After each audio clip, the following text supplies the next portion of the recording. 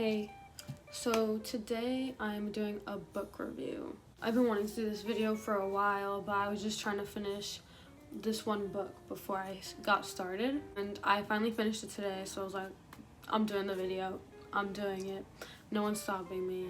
I'm gonna review like 12 or 13 books. I have most of them here.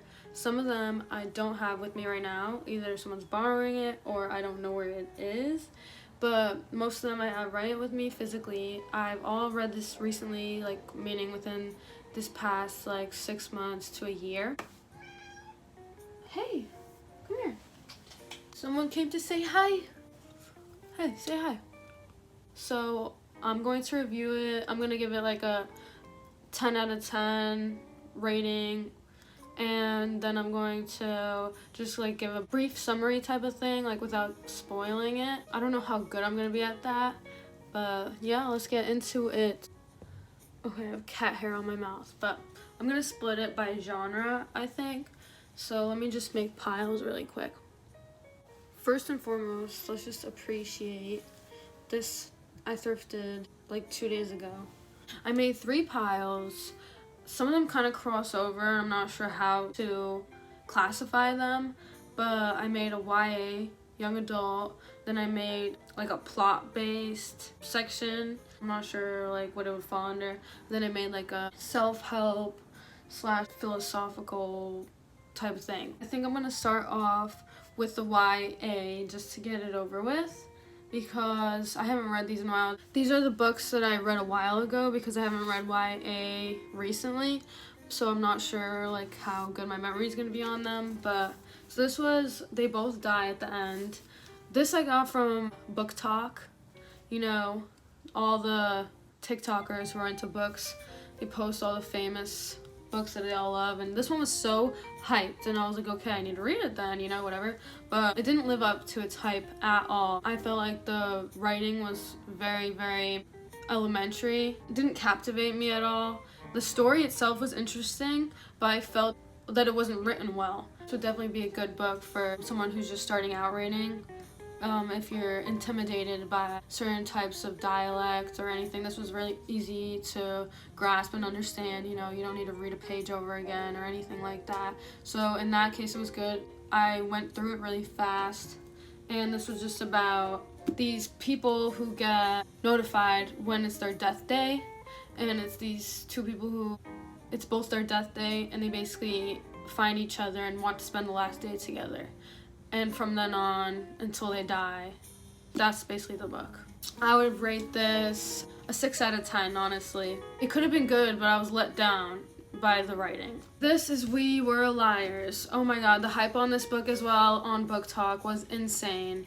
And I actually really enjoyed this book. It was at times boring, at times it dragged, but mostly it was really good writing, and it was suspenseful, because you don't know where the book is going. The whole reason I like the book is because of how unexpected the ending is, so I would only go into this without knowing the ending. It's about this girl who spends the summer with her family friends at this summer house. I don't really remember it that well. I just remember like being like so shocked and so like, oh my god, this book's amazing at the end because of how unexpected it was. I would rate this one an 8 out of 10. It was really easy to read through, and the ending is really what gives it that. The next little subgenre that I have going on is this.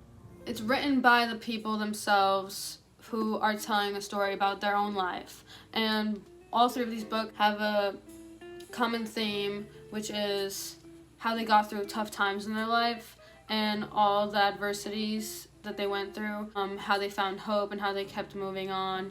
And they're all super inspiring, but I'm gonna start going one by one. So this is one of my favorite books that I've ever read in my entire life. Yes, it's called Man's Search for Meaning by Viktor E. Frankl. It's about a man who went through the Holocaust, and he went through the death camps, and he went through losing his whole family, having to live a life in terrible conditions in the Nazi camps. And my grandparents and great-grandparents are actually World War II survivors, so that's the one thing that I really liked about this, getting the inside perspective, because a lot of Holocaust survivors don't like talking about it. So this is really special, and this whole book is based around how he still found meaning and hope in his life during those situations, and how he pushed through, and how important it is to find purpose in your life to help you keep going. I would rate this a 10 out of 10 read because of everything I listed, and it's written in a way that's easy to understand. Next, I have Sold by Zara Muhsen. This is about a girl who was sold by her father into a marriage in Yemen, and she lived in extremely backwards and third world country conditions where she didn't have any rights to herself. She was forced to live in a house that had no type of electricity, anything like that. She was put into a situation where she had no contact with anyone from where she grew up, which was Britain, and she grew up in a regular household, and she was forced to have a baby with the man she was sold into marriage with, and just insane. I'm pretty sure, I don't remember how long she had to be there, but it's like 20 to 30 years she was there, and she never gave up fighting to go home. Her story is just insane, and it's a real story, and it just brings a lot of light to situations that happen a lot, apparently. I think this was a very hard book to get through because of how raw and excruciating her situation was, and she definitely didn't shy away from all the hard topics that a lot of people would. I give this book definitely an 8 or 9 out of 10. I thought it was an amazing story. Like I said, it was hard to get through, which I appreciate, but also it left me just feeling like disgusted with like how people are, and just so sorry for people who have to go through anything like that. And the last book from this genre is gonna be The Sun Does Shine. This is an incredible story. This is a man, an African American man, who was wrongfully convicted and put onto death row, and he was on death row for 23 years, if I remember correctly. And this is just his story, his legal battle, his story of how he found hope and he found a way to get through being on death row for 23 years, knowing he was innocent. And this is the entire process from when he was convicted to when he was thankfully released. And it's an insane story, and it's so sad and corrupt. I think it definitely is very eye-opening, but reading it from the first person perspective of someone who actually went through it is extremely important to hear it from his point of view. It was very informative, and I would give this book, again, an 8 or 9 out of 10. It was a really hard read because of how sad it was and how scary it is that this happened in a country that we live in, and how it wasn't that long ago. It was very eye-opening. The only reason I didn't give all of them a 10 out of 10 is just because of the enjoyability of reading it and like how hard it is to read it. Now we're on to our next category. The Razor's Edge and East of Eden are both one of my top books from my recent reads, and they're both Emma Chamberlain recommendations, so thank you to her. A lot of my books are just recommendations I find on YouTube or TikTok. So this book was amazing. Just amazing. Right off the bat, I'm telling you, it's a 10 out of 10. I've never read a book like this before. It was written from an interesting point of view. This book's point of view is from an author who is friends with this family, and it's like his observations of this family, of this rich life in Europe, Paris type of vibes, when they go through the Great Depression. It's just over a lifetime. It was an objective narration, which I enjoyed a lot. I just love the way this is written. I love the character development. Everything in this book is amazing. My favorite character is Larry Darrell. He's the character who's trying to find his meaning in life and trying to find his purpose. And it's an amazing story with himself, and then with everything around him. And then the entire family around him is all into the bourgeoisie, fancy, up-class life, and then they go through the Great Depression, and that's all I'm gonna say, but just amazing read. I think everyone should read this. 10 out of 10 for this. And then there's a very similar review for East of Eden, which is the book I just finished today, actually. This is a book I was waiting to finish to do this book review, but this book was amazing. I literally sat there for like an hour after I read it, being so thankful that I got to read it. It was insane. This is by, I'm literally holding it upside down, but this is by John Steinbeck. It was just such a smooth read, first of all. The detailing, the character development, the everything in between, the setting, everything, the way the chapters were set up, the structure of the book. Oh my god, I could go on forever of how amazing this book was. The narration jumps from character to character. I think it's narrated by the main character's nephew. It's mostly just an objective narration, and it's basically based in the olden times, and it follows these two families, the Hamiltons and the Trasks, throughout their lives, and it switches between each family and different people in the story. It was just a piece of art. That's all I'm gonna say about it. It's a piece of art. The story goes in a million different ways, but it just all ties together so well. Like, I wanted to annotate it, but as you can see, I bookmarked every page that I found a good quote on. Another thing I loved about this is the conversations between characters. Obviously, every book has conversations between characters, but the conversations that take place in this book are insane. They are self-questioning, self-finding, just philosophical ideas that they storm over, and the concepts that are discussed in this book through character dialogue is amazing, and I think that's what my favorite part was about this book.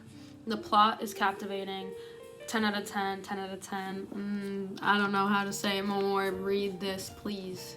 If you haven't, read it. So this book is Normal People by Sally Rooney. It was amazing. It's written amazingly. Sally Rooney is an amazing author, as we all know. This I read a while ago, so I don't remember the details that well.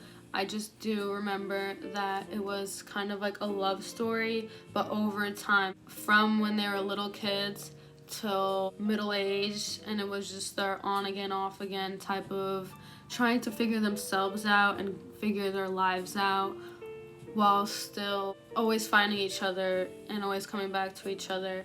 And it was heartwarming and heart-wrenching at the same time. It starts with Marianne, who's this weird girl. She doesn't really fit in. She doesn't really listen to society's expectations for her. And then she gets into a relationship with this guy, Connell, and he's popular and he's not that good to her, honestly.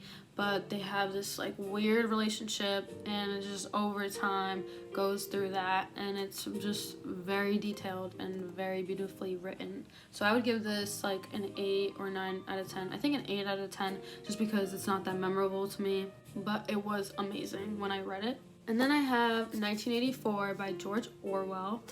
This book was really good. I used to be obsessed with YA dystopian novels. I read the entire program series. I read the entire Match series. I read so many different dystopian society stuff, so this was cool to read a dystopian novel. Brought up a level.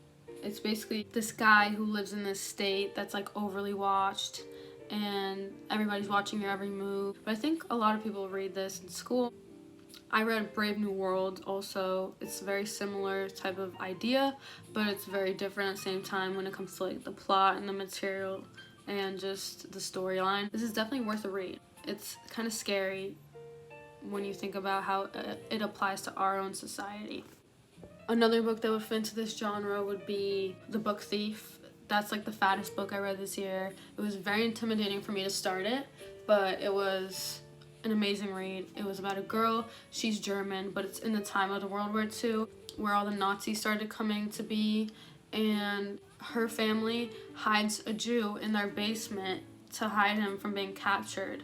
And it's her entire story from when she was little until, I'm not going to spoil it actually, but it's just her living in that time and her struggles and the friendship that builds between her and this Jew that they're housing. It's really a beautiful story about friendship and loss and everything in between, and it's written amazingly, and it's through the perspective of death, which was really interesting. I really appreciated that point of view and that creativity that came with that, so I would give that book a 10 out of 10. We're on to our last genre, which is self-help, all the good stuff. So we have here Your Sacred Self by Dr. Wayne W. Dyer. Amazing stuff in here. It talks about making the decision to be free. That teaches us how to tap into the power of our higher selves and live each day, regardless of what we do, with a greater sense of peace and fulfillment.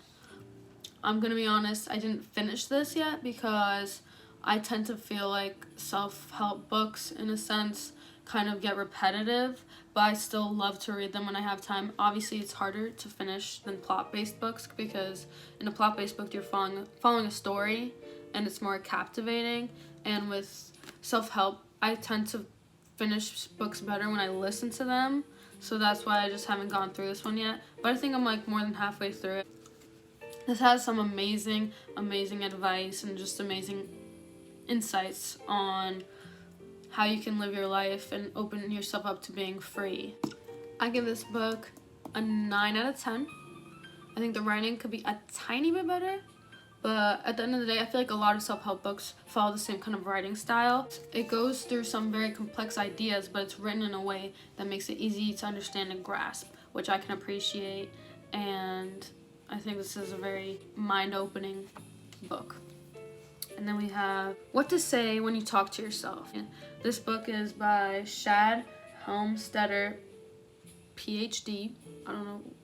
But this is all about programming. It talks about how you're programmed as you grow up by people telling you can or can't do certain things, how everything and everyone around you programs you to believe your own limitations, and that causes you to live a certain life. And this is all about how to talk to yourself, to reprogram yourself, to make sure you're not living your life because of all the program that you've been dealt with in your head, because our head is like a computer that memorizes, and we unconsciously store every single thing we hear. That really is crucial to how we go and act and limit ourselves. So this teaches you how to stop the bad programming and to recognize when you are acting based upon bad programming that people told you or you tell yourself, and how to reprogram yourself.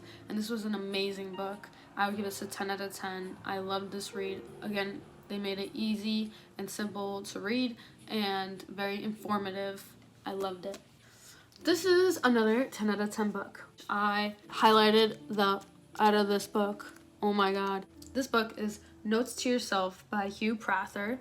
It is a collection of thoughts and ideas and diary entries that Hugh Prather had and wrote down while writing a book, and it's basically just a man contemplating different ideas and going through different emotions and trying to figure out how he feels in certain situations and all the good stuff. And it's very relatable. A lot of the content is relatable, and you're like, I think about that too. Or you're like, yes, I never thought about it like that, and that's so true. It's easy to read, and it's short little notes, so that makes it very fun to read, because you could just read one little page here and there and take it with you, and it's small and fun.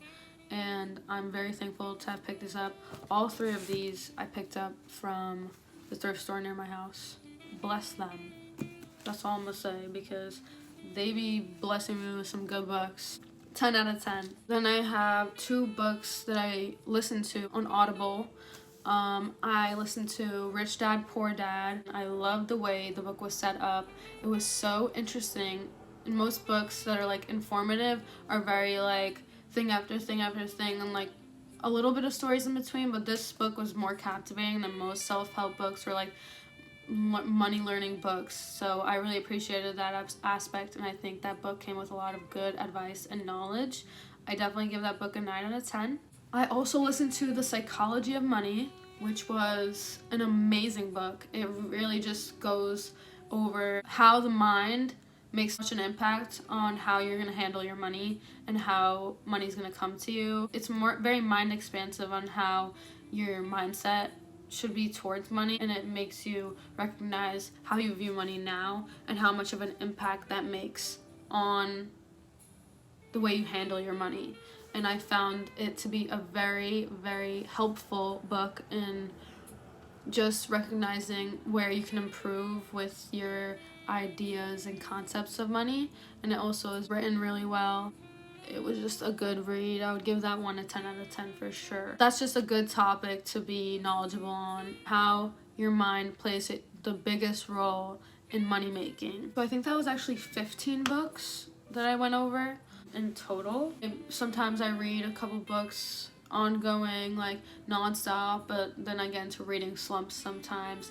I feel like everybody gets into those. That's okay. I think when we get into reading slumps, it's important to tell ourselves it's okay to not finish this book, put it down, and try to find a book that captivates us more. Because I feel like a lot of the times what gets me into reading slumps is me reading a book that is just not clicking for me, or it's just not captivating enough, or I just need a change of pace. So that's my advice if you're in a reading slump. And I'm so thankful to have read all these books. I'm so thankful to all the authors. I hope I gave you some good recommendations if you were looking for them. Most of these books I got on thriftbooks.com. Just good tip right there if you want to buy books, because I like keeping my books after I read them. I just like having them and maybe rereading them. I don't really reread books, that's a lie, but just I like having them to remember that I read them, and I feel like every book reminds me of the time of my life that I was in while I read the book. Thriftbooks.com. You can get all your books secondhand. There's no need for new books. And with that, I'm going to say, always remember to take deep breaths and live mindfully.